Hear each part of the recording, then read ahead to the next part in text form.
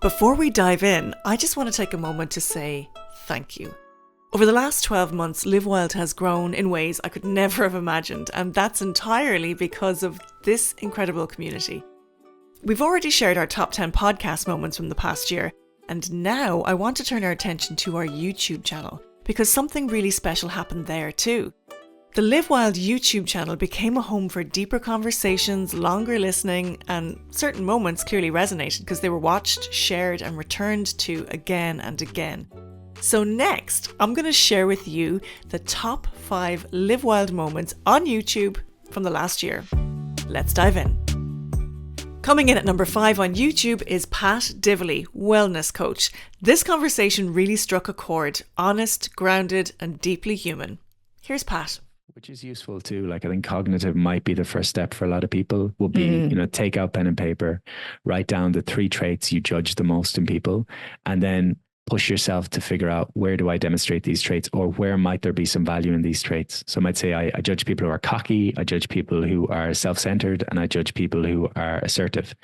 And then I would say, okay, well, being cocky sometimes is useful. Say you're going for a job interview, you don't want to be too humble in that situation.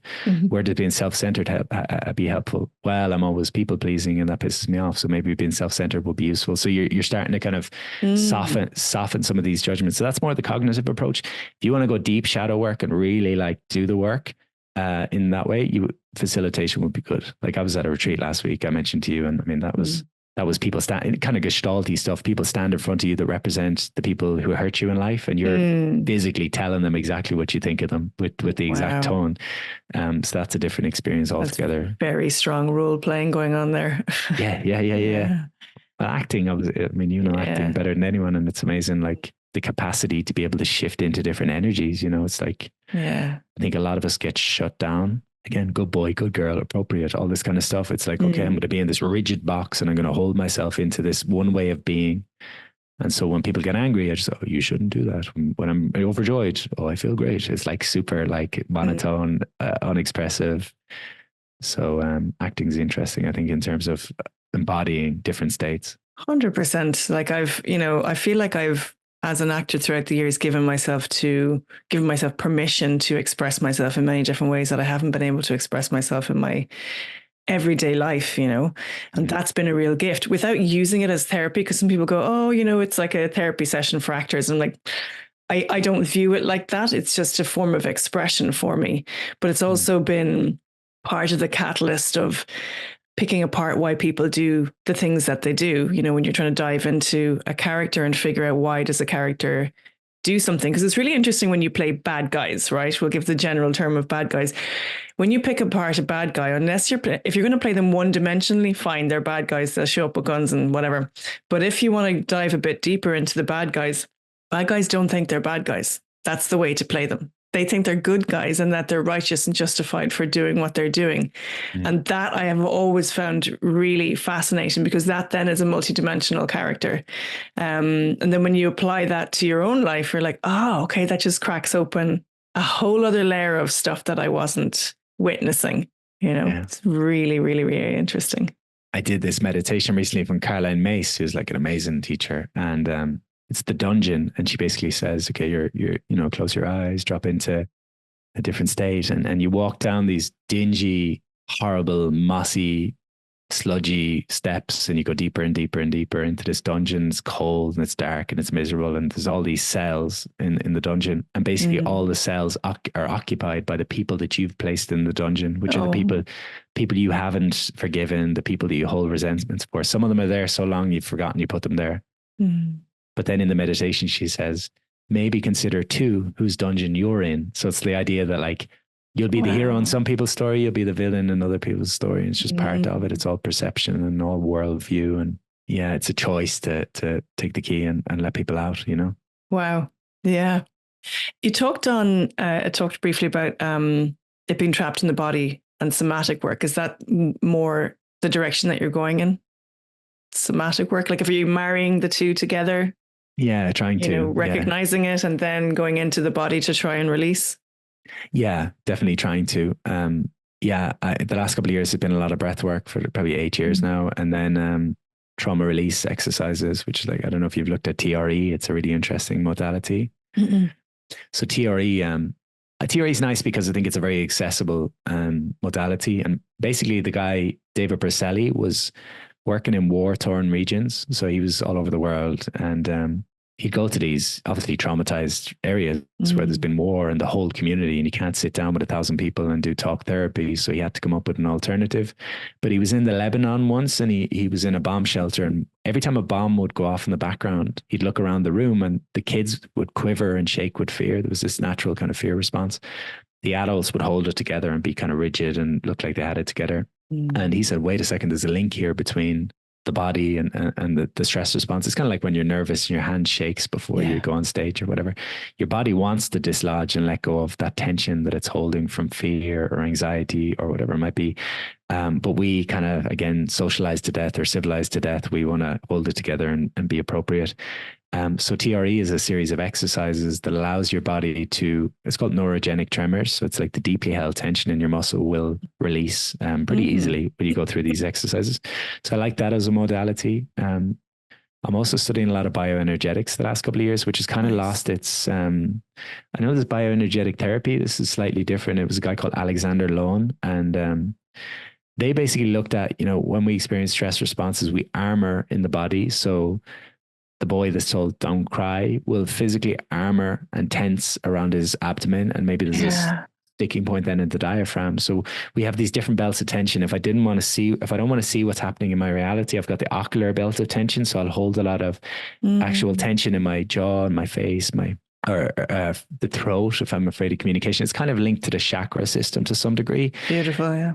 So there are physical exercises that you can do to release this tension. It's kind of wild. Like, I'll just break into tears with some of these because it's almost like you're and there's no story attached to it, but just the emotion gets released. It's interesting. So I'm really into the somatic stuff now. It's because there's only so much you can do in the head. It's like, you can tell yourself stories all day about what's good and what's bad and what's right and what's wrong and how you feel, and you can lie to yourself all day, but your body doesn't lie. It's like if someone walks in the room, if someone says, "Oh, I don't have any anger," if you go and like take that person's food or take their lunch or do something that they can say they're not angry, but their body's going to tell you they're angry. There's no lying. Yeah, I agree. Like I've done talk therapy, but I'm really lucky that the therapist that I'm working with, he very much believes in somatics. So he does a lot of EMDR as well, which is really, really amazing. But separately to that, I've done a lot of somatic work. So there's a wonderful woman in the States, and she calls herself the Workout Witch. I don't know if you've come across her work. Oh, it's gorgeous. And I've just been, working on her course just at night by myself. And it's remarkable what's coming out. And it's kind of scary the first time it starts to happen. And then it starts. So it's like, you talk about the tremors, it's complete shaking, like complete full body shaking, just through very, very, very gentle, very tiny movements that you can do 5 minutes before bed on your bed. There's nothing stressful. There's nothing strenuous about it. But the emotional release, and for me, then, I get the emotional release, and then the story or the thought process will come behind it. But it just physically works its way through the body. And there's I could be shaking, lying there shaking for a good 5 to 10 minutes. And sometimes I go, oh my God, is this ever going to end? Yeah. But it's really remarkable. It's like then a breath of fresh air, you've left it go. And I think once you start to open, in my experience anyway, when I've started to open that well of trauma stored in the body, there's the saying that, your issues are in your tissues. Like when you start to open that well of trauma, it then comes very fast. So now I find I could be anywhere and the shaking could start, but I'm not afraid of it anymore. I just go, okay, I'm going to go shake there for a while and it will release and it'll just go. And the body's amazing. It's so wise. It's so wise. It just knows, and it knows when to hang on as well until you're ready to release, I think. At number 4, India Rakusen from the Witch podcast. This episode tapped into something ancient and modern all at once. Intuition, spirituality, and remembering who we are beneath the noise. Let's take a look. And initially when we started researching this, I was like, oh, I'm getting frustrated. I just need to live in a cave in the forest, and that's, but that is not accessible for everybody. Yeah. And it's not possible for everyone to live in that state in our society. And it was good just talking to loads of witches who live in cities as well as the countryside, but also learning about the really small ways in which we can, you don't have to. I think there's a real temptation when we talk about well-being generally and wellness and things to kind of, it feels like it's always about optimization, and that really frustrates me. Like if you eat this, there's some evidence that your brain might do this better. And everyone's like, oh God, I must eat these weird sprouts. And sort of, panicking over it. And that's fine. And there's a dollarization about that too, let's be frank. Massive. There is a dollarization. And that's the thing, is like, you shouldn't need to spend, and this goes for like the whole of witchcraft as well, which is a really nice thing to learn. You don't need to spend money like buying a cottage in the countryside and disappearing there, or going on like holidays to mountains all the time or things like that. You can find like great inspiration and connection with nature in the cracks in the pavement and in the ants on your doorstep, or the pot plants in your house, or a ladybird on your finger, whatever. You can find it there. And also, to be a witch, you don't need to buy all the crystals and a special cauldron and like particular cards and things. If you want to, why not? Absolutely wonderful. That's fine. Think about it ethically, though. Just be careful you're getting those crystals. But Alice Tarbuck, a really lovely writer and witch in the series, made a really good point. She was like, a stone does the same. Like, you can just, like a pebble that you've found somewhere that means something to you, or like a lovely conker. Okay, I feel like I've said conker too many times, but it's because autumn is really my season. And they're everywhere. They're gorgeous. They're everywhere. I actually played conkers this morning with my son before school. I did. You didn't? I did. Oh, I can't wait till my son's big enough to play conkers. Yeah. He'd miss all the time now. It'd be too frustrating. Well, I got slapped in the leg with a conker this morning. Have you got a big shiner? No, I was just like, let's be careful when we're doing this. It was like, bash. Oh, okay, no problem. But yeah, it's that season of conkers. It's gorgeous. Exactly. It's lovely. And it's just all those things I really loved about it. It's like, it's just small things that can help you feel.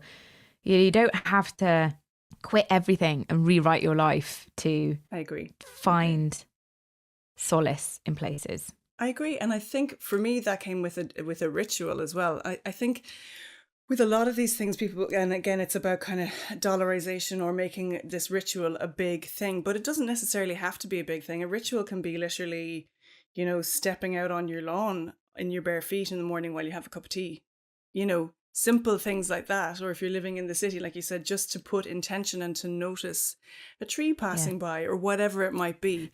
Imagine noticing a tree passing by.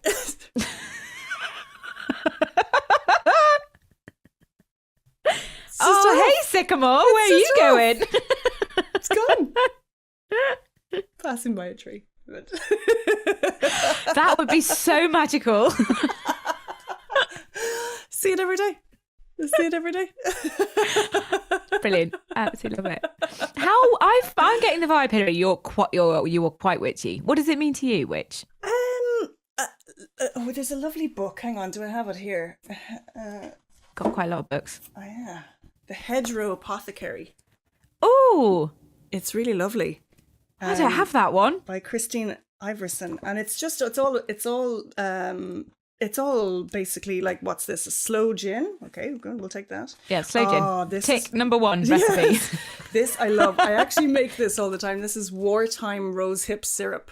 So rose hips are everywhere, and you can make a syrup that is like has incredible amounts of vitamin C into it. They use it for coughs and things, didn't they? Used to use it for sore throats. So I've got a bunch of these that I kind of a bunch of these books, and the term that came out of it was, they used to call them cunning folk or hedgerow witches. Yeah. And that really rang true with me. So I remember being pregnant with my son, actually, which is, God, nearly 8 years ago now, and being hungry quite a lot. And then having this fear, what if I couldn't eat, or what if I couldn't get to a supermarket because I was really hungry when I was pregnant? What if the food chain got cut off? I had all these existential fears, right? And then I just thought, I'd have to go and start looking for food in the wild. And I started to kind of not do that. I wasn't out foraging while I was pregnant, but I became aware of, well, this is where we always got our food. We didn't always get our food from a supermarket. So how did people survive that way? And it just it snowballed into this, chain of thought that just brought me to, we got all our medicine from the hedgerows. And we got, there's medicine in our garden. You just have to know how to use it. It's so true. The plantain. You do have to know how to use it though, don't you? There have been some like quite absolute horror stories of foraging gone bad. I always feel like it's quite important to mushrooms. Be very careful of mushrooms. Really careful. I also quite important to flag that up when we start talking about like foraging and things. It is a really lovely thing, wonderful thing to do. But I remember hearing a story. A botanist actually at Kew was telling me this, but of a woman who went off just picking dandelion leaves for something. She was convinced, she's like foraged for dandelion leaves a million times. She just convinced it was a dandelion leaf, and it absolutely wasn't, and was almost fatal. Yeah. Wow, because there's another one as well that's very common everywhere, particularly in Ireland, around watery ditches. And even the tiniest bit of a leaf would kill you. What's it called? But it'll give you burns as well. The sap will burn your hands and stuff. Yeah. So it's quite potent. But yeah, I agree. Yeah, foraging is wonderful, but you need to know what you're doing. Don't just get into a goat position and eat everything in your path. Rule number 1 of foraging. I would triple check, and I would, with mushrooms in particular, quadruple check. Yeah, absolutely. I made a mistake with a mushroom. Oh, did you? How was it? I did. It was very painful. Oh, no. Hey, if you're enjoying this episode and you'd like to show your support, if you like, you can buy us a coffee using the Buy Me a Coffee app or online at buymeacoffee.com/livewildpodcast, or just click the link in our show notes, it will take you there. Alternatively, you can also donate crypto to the show using the BitDonate app or at bitdonate.com and search for Live Wild, or just follow the link in the show notes. Either or both those donations really help us make the best show possible. And as always, you can like, subscribe, and share the show with your mates or on social media. Thank you so much for your help. So I ate this mushroom called shaggy ink cap. Shaggy ink cap? It was a shaggy ink cap. And it was this was a couple of years ago, and it was a really tasty mushroom. It was delicious. You have to eat them very quickly because they actually start melting, and eventually they'll turn into ink. They were actually used for ink. But before it starts to deteriorate, it is actually a really tasty mushroom. But the local name for it is called Tippler's Bane. So Tippler meaning drinker, the drinker's bane. And I would always like triple check mushrooms and everything that I do when I'm foraging. But this one just slipped through the cracks for me. And I ate the mushroom and it was great. I had it for lunchtime on a Friday. I'll never forget this. And then it was a Friday evening and I decided to have a glass of wine. And I had a glass of wine and that was fine. And I'd say within an hour or two, I was crippled with pain, abdominal pain. That went on for a good 5 to 6 days. Oh my goodness. And so Tippler's Bane. So you're not supposed to mix alcohol with this mushroom. See, that's it. You just never know, do you? And but that's awful, and I'm so sorry. Horrible. Oh, I did it to myself, don't worry. But B, it's kind of like the magic of the land, isn't it? You know, we think we know so much and we're like, blah, blah, it's a mushroom. And it's like, wow, well, it's a mushroom and it's fine unless you put alcohol in your body. And it's just amazing the way that the world mix and relates to each other. I would recommend staying away from funeral bells. But they don't sound good. Yeah, no, funeral bells are the ones that will kill you. So that's why this is actually really nice because it brings you back to like the folklore of why everything was named a certain way and their understanding of how everything worked, herbs, mushrooms, everything that was medicinal or otherwise. Yeah. Funeral bells will kill you. So yeah. I also like the idea of it sounds like you maybe are a witch, frankly, Hilary. I think like loads of witches I met were kind of happiest in the everyday magic of life. You know, it wasn't about the big ceremonies and the massive sabbats and the ritual, the big rituals and doing something really nice for Instagram. It was about the everyday magic. And that's what I definitely took most away Well, no, not most, but like one of the things I really took away from the series, and kind of looking at where magic is in your life. So I have it in, I like cooking. I'm not a great cook, but I'm the sort of person, I'm the one in the house who makes like pots of things, you know, like a massive lasagna, or I love making soup, things like that. And I like sort of stirring the soup and thinking about all the people I'm cooking it for, and like stirring love into it and things like that. I don't know if love actually goes into it. Maybe, but it doesn't matter. It's like about the sort of, you know, and also just thinking about, I don't know, the permission to think of things as magical. Number 3 is Charlie Goldsmith, energy healer. This was a powerful conversation about feeling rather than fixing, and it clearly resonated with so many of you. Here's Charlie. You also say that integration is an energetic process guided by feelings in the body. Can you explain what you mean by, like, what integration actually means in practice, and how can someone learn to follow those bodily cues? Because it's hard sometimes to recognize your own patterns and to step outside yourself and recognize the patterns and then work on them and integrate them. Is there any one tool that you would suggest for that? I think that's very true, that it is hard to recognize some of our patterns because they are our patterns. And if we've had them since we were little, it's very hard to see objectively something that we've always been. So, you know, that's where we say things like, this is just who I am. You know, it's like, because so it's hard to sort of see outside that. So what I would say is the way around that is ultimately to always be feeling into this present moment. So as I sit here with you right now, how do I feel? Overwhelmed, happy, sad, whatever it is. And whatever it is, I am not trying for this present moment to be any different to what it is. So this helps us identify the patterns, because the patterns always present in the present moment. It's how we feel right now. And so instead of trying to be like, what's good, what's not good, like, how do I want to think differently? And it's like, or even trying to critique yourself to understand your patterns. It's like, no, this is how I feel right now. And so this is how I must feel right now, and it's okay. And it's like, what happens is when we willingly feel our feelings in the present moment, they integrate with the rest of our personality or the rest of our emotional capacity. So if we are in an overwhelmed anxiety and we don't want to feel that, the overwhelm remains. So we're wrestling with the present moment, saying, I feel anxious, I hate feeling anxious, I don't want to feel anxious. So what we're doing is we're saying, I don't want the present moment to be as it is. But if we go, no, it's okay, I feel anxious right now. This is what my body is asking of me. So I'm going to sit in this present moment, and I'm going to feel how I feel.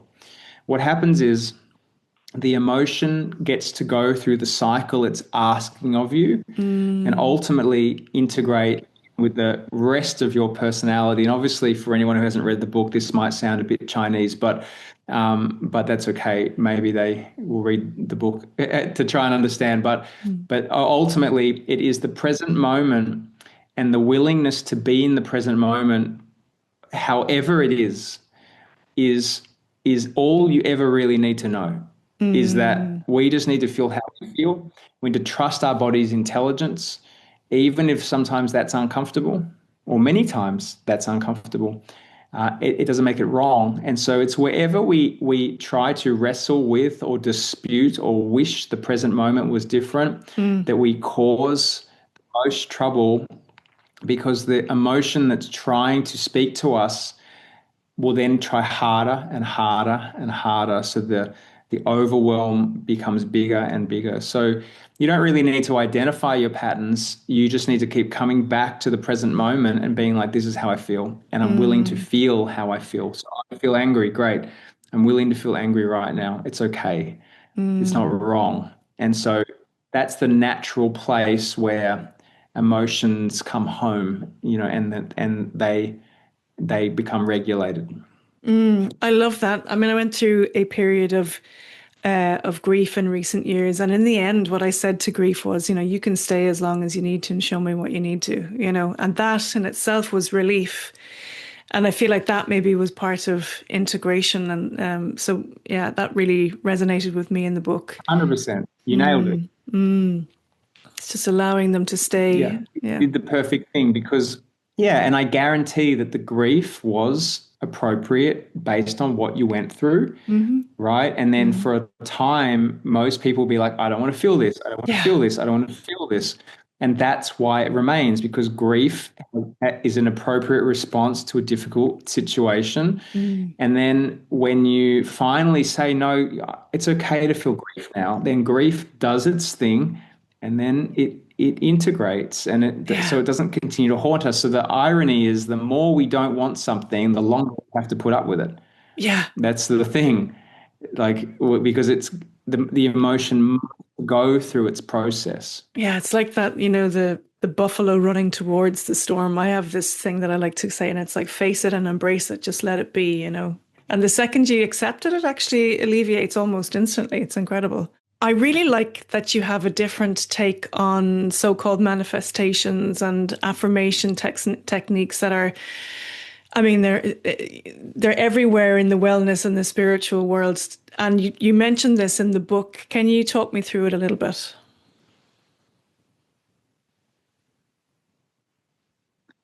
I can. So, it's a bit like what you said. You went through grief, and you probably for a time you didn't want it, and you probably felt it was unfair, and we couldn't handle it, and all these things, until you finally accepted grief belongs here in this moment, because that's what it's telling me. And the problem I have with these concepts is they would tell you, oh, you've got sad thoughts. Well, why don't you just think happy thoughts? Change your thoughts, and you'll change your life. But the problem is, grief is knocking, trying to be processed, and that's not wrong. And so once you come into the present moment, as you did, and said, grief, that's okay in this present moment, you processed it. And so what that tells us is the present moment is where we need to be to process emotion.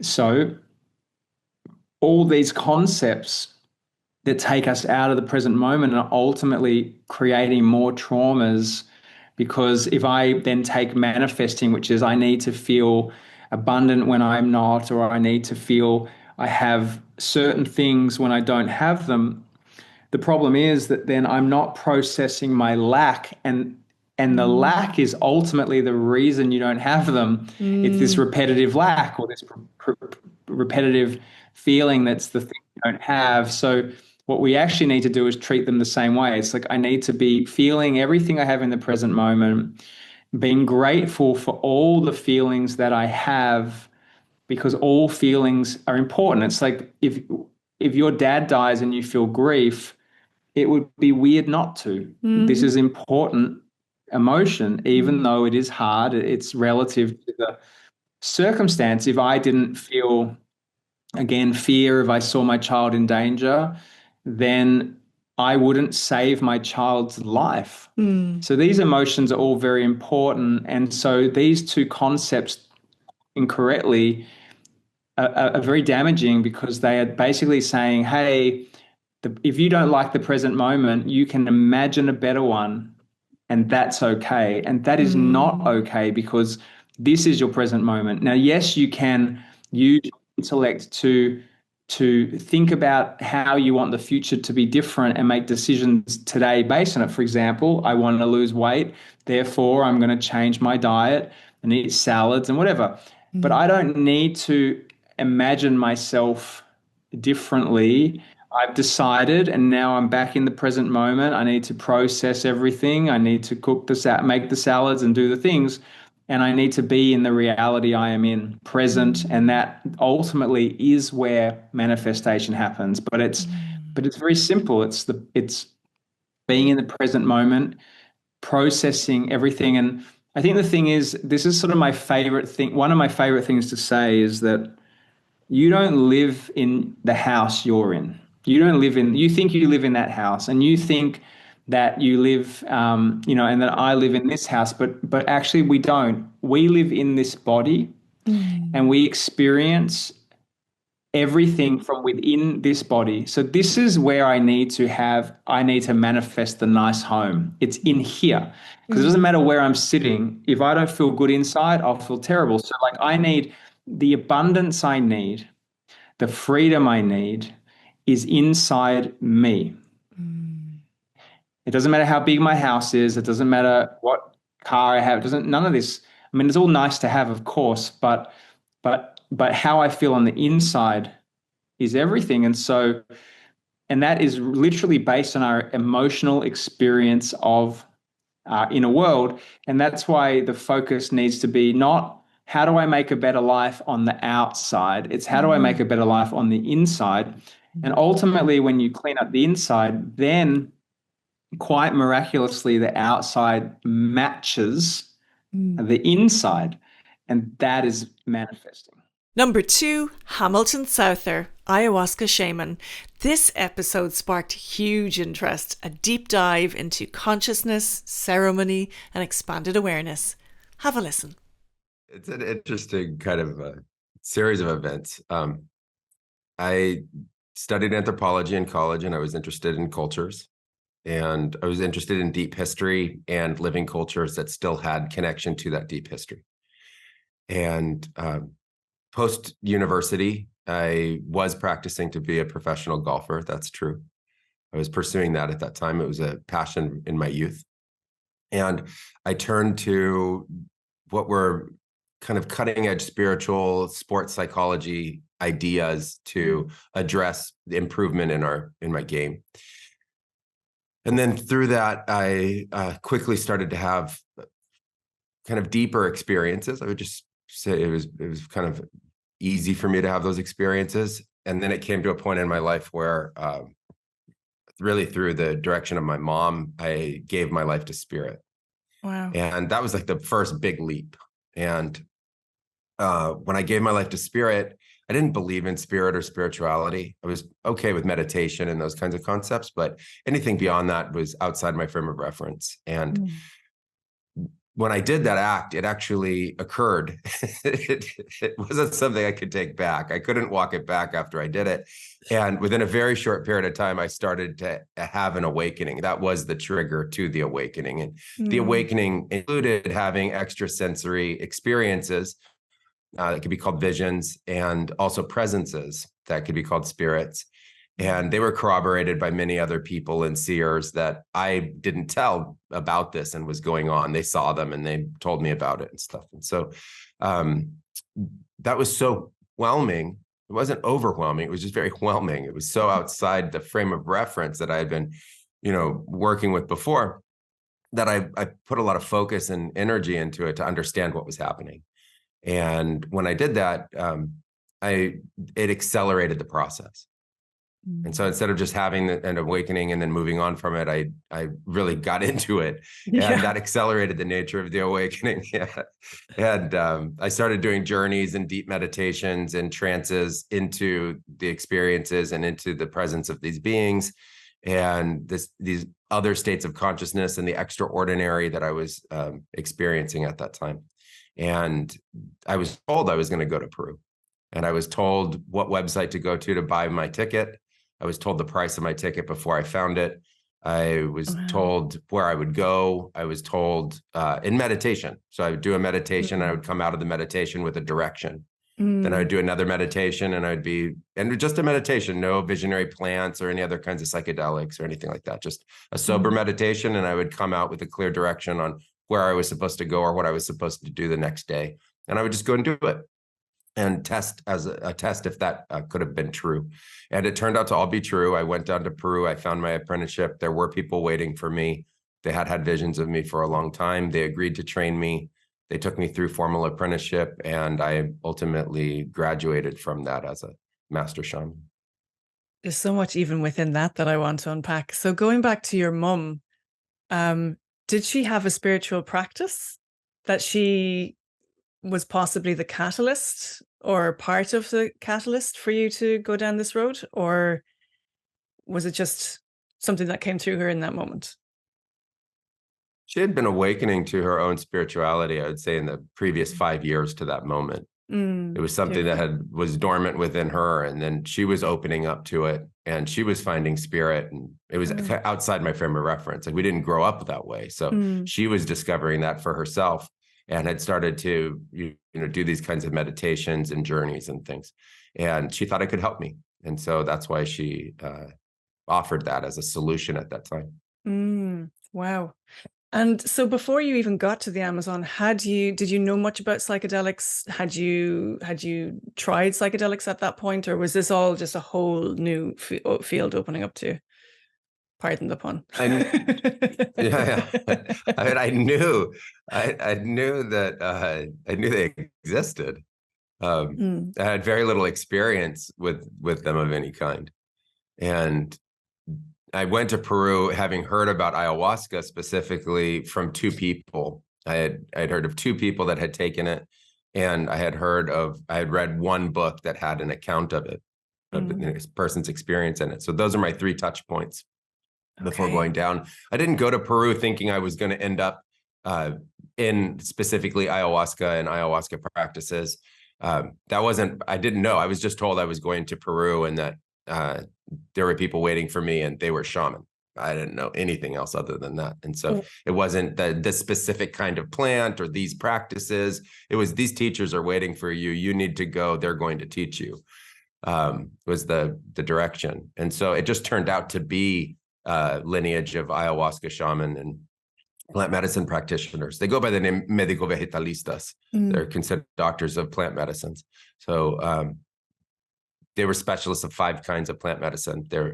Ayahuasca was one of them, mapacho tobacco, the sanangos, which are a variety of, they call them sanango or sananga, medicinal plants, medicinal trees, and toei.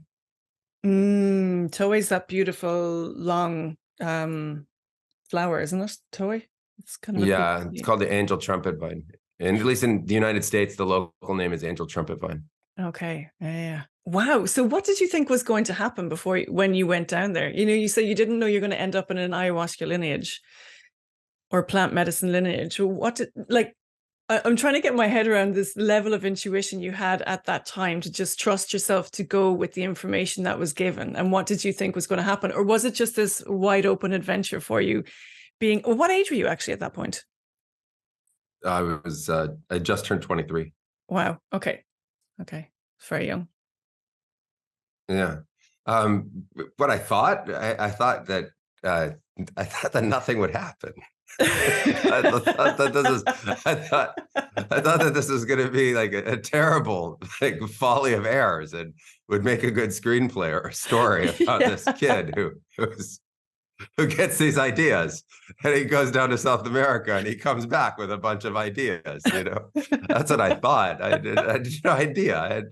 I was deeply, like, at that time I didn't pray, but I was praying within myself, right? Like in myself, I was deeply hoping that that somebody out there knew something about this earth. Like I was hoping that there was deeper knowledge and wisdom about life and why we were all alive. And I was hoping there was more than, and I was hoping it was going to come from our deep history and our deep cultures. I was hoping there was something to this place. I was kind of at a kind of standstill within myself between what seemed like a lot of suffering and frivolity. So it seemed like life was frivolous and filled with suffering, and those didn't seem to combine well, like oil and water. Like, I can't do this for 80 years of frivolity to be suffering the whole time I'm having frivolous experiences. Like, what is this place? There's got to be something more going on here that I'm not grasping. Like, does anybody, like, hello out there? Hello, does anybody know anything about this place? That's a very existential moment to be having as a 23-year-old. I felt like there was like an illusion in front of me. Well, you were right. I couldn't see through it. I'm like, what's this illusion? I can't get through the illusion. And I was so hoping that there was somebody that knew something about this. So I thought it would be a great adventure, and I needed to test. I needed to test what was happening to me. Wow. Because I I sought support when this happened. And I sought spiritual support, I sought shamanic support, and I sought psychological support. And the psychologist told me to go. The psychologist said, "You're fine. You don't have a problem. You have to go deal with this. Oh, Go." wow. And then, and the shaman said, "You can't get out of this. You have to go." And the spiritual people were saying, the beings we're seeing are telling you, you have to go. Like, what do I do? Like, I didn't tell the spiritualist of the beings. I'm like, oh no, this is what has happened. You know, there's been like a rupture in space-time. Like, what has happened here? So I was, you know, sent, and I had to see that and test it for myself. The scientist in me needed proof, and I got it. I mean, everything unfolded the way it was laid out, and it ended up becoming a very eccentric life path for that period of time. Now it's becoming more accepted, but it was, you know, it was very unique at that time. And at number 1, I'm Grandmam. This one absolutely blew up. Funny, raw, and so deeply relatable. You loved it, shared it, and kept coming back for more. Here it is. Tell us the origin story of it. Do you want to go, Kev? As I hold up your mug.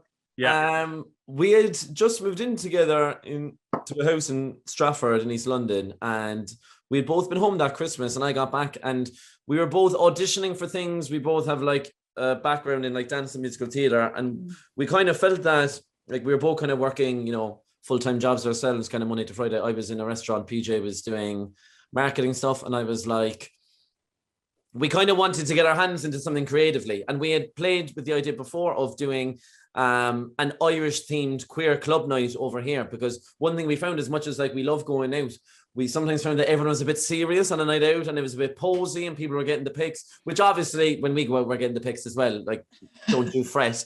But at the same time, we were like, we want like something that's a bit more Irish nuanced. You know what I mean? A bit more about the crack. And then we were like, wait, we know nobody in the entirety of London, nobody's going to come. It will be just our friends. And even still, we couldn't even rely on them to be coming because they were all broke at the time as well. So then we I just had this idea. I was like, would we ever start a podcast? Because we loved having like pre-drinks at our house, and we loved kind of hosting.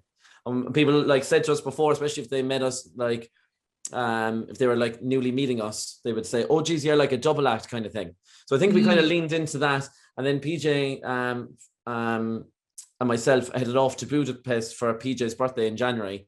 And then we'd mentioned it once or twice before, but then when we were on the flight together, we were like, let's just plan it. And we got a pen from the air hostess, and we wrote on the back of a sick bag, and we just were like, you know, what's our ideal first episode going to look like? And then, you know, as they say in French, the rest is history. C'est l'histoire. I love it. I love that it just came about that way. Like, did you ever expect it to be as successful as it has become? Not like literally not at all. We thought like after the first episode that like our friends would listen or like mams would listen. And then but then we had people messaging us like I was like, Kevin, do you know her? And he was like, no. I was like, oh my God, someone new. And then we were like, I remember even like on our Instagram, we made like an Grandmam Instagram because we were like, oh, we just want to like have like a place where we can see the teasers for the podcast and stuff like that. And like I think we got like 100 followers or something, and we were like freaking out, and we were like putting up thank yous and everything, being like, thanks so much. And it was like so cute. And then we were just like, okay, what are we going to do for episode 2 now? Because we didn't expect like people to start listening. Even in the first episode, we're like, what are we going to do? I don't know. And basically the first episode, if you listen to it, is us just planning what the podcast is going to be about. We're like, and then we're even like, who's going to sponsor us? And no one was even listening to us. We were speaking about the Y Company. We were speaking about Oatly Milk sponsoring us. Now, none of the above have actually been in touch since. Yes. That's, you got to finish that with yet. They couldn't afford us now, girl. Yeah, exactly. I love that. So, like I've watched some of the clips online as well, right? And there's one, so you have this new section, and the section is where people write in and tell you about their housemates. Oh yeah. And the guy with the blow dryer. I know. I mean, tell us a bit more about that. I was watching that going, surely be to God. How? What? that we have a Patreon, which is like a service where people can like pay for extra episodes, and on that we do another podcast called Don't Tell Ma'am, and it's all like more like risque stuff. So and in that we talk about like sometimes it's risque, sometimes it's just a bit like the housemate stories, and we done like an episode on horrible housemates. And this fella, what was it, Kev? Again, the housemate, the girl who she was living with, boyfriend, used to dry himself top to toe when he was naked with a blow dryer, and then she couldn't come into the room until he was done because it was calming for him. It was something like he suffered from anxiety, and that was how he liked to relax, was to blow himself with a hair dryer. I just think that is just hilarious. Also, PJ used to find it strange when we were living together that I used the hairdryer to dry myself all over. I think it's actually quite clever. And sometimes I won't even need it for my hair, but like, you know, when you get out of the shower and you're a bit, it's lovely to have so I can nearly relate to your man. I think it's lovely to have a blast of, it was actually me. I had written in. You'd sent it into yourself. But like, fair enough whatever you need to deal with your anxiety, like obviously, but like, why are you doing it in the communal space? And why is it a thing like, yes, that was the thing. They were like, you can't go into that room because my boyfriend's naked, drying himself with a hairdryer. Like, I'd be in the like, sitting room what? On the couch. Yeah. And as well, I'm like, wait, he's sitting, so his bare ass is on our communal couch where I like lie my head when I'm hungover. You know what I mean? That's hot.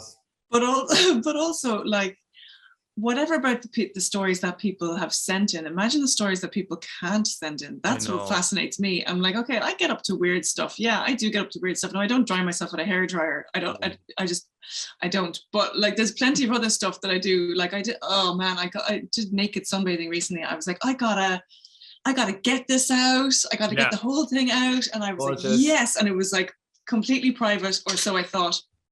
And I was like, the sun was shining down on me. I was like, oh, I feel like a goddess. This is really good for me. It's going to recharge me.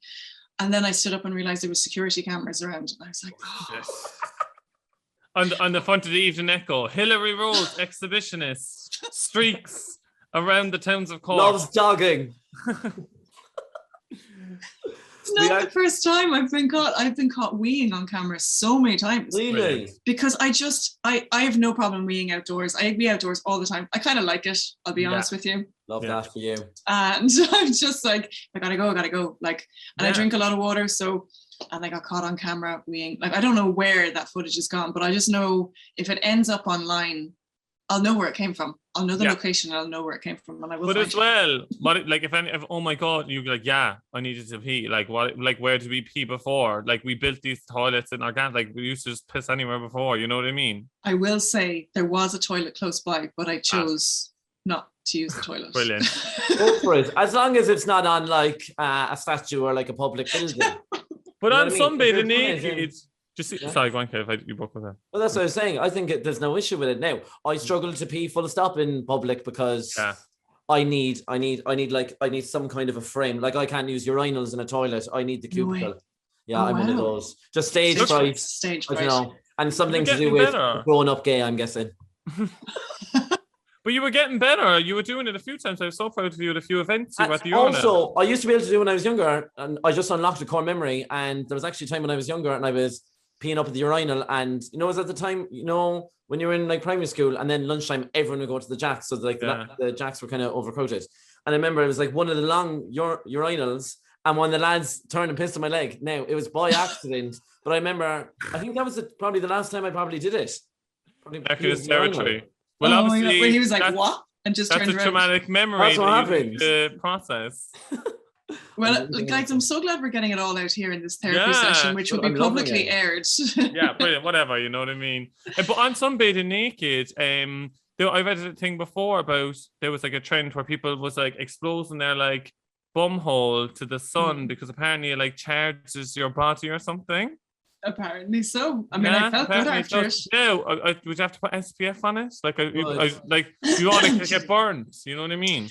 I didn't put an SPF on, but I did. It was more of the evening sun, which was a little bit gentler. Okay. Is there anything nicer than the evening sun, Hilary? Yeah. It's those last 2 hours, and people, especially when you're on holidays, and people are like, oh, we'll go back for our nap before we get ready to go out and we have the bag of lays.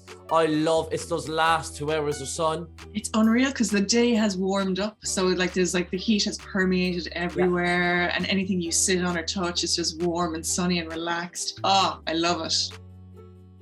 So that's our top 5 Live Well moments on YouTube from the past year. What matters most isn't the numbers, but the depth of conversations you chose to spend time with. Honest, curious, and meaningful. Thank you so much for watching, listening, and for being part of this community. Live Wild exists because of you. Thank you.